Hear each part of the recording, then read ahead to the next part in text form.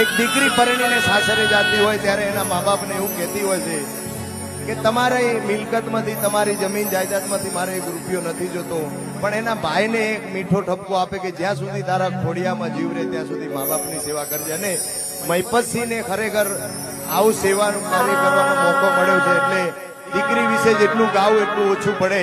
ત્યારે અરે મારી રે એ દીકરી તો મારી આખુનું રતન જો, મારી પાપણના પડછાએ તને હું રાખું મારી દીકરી. આજ સુનો રે માંડવડો ને સુનું ઘરનું આંગણિયું ને પાખો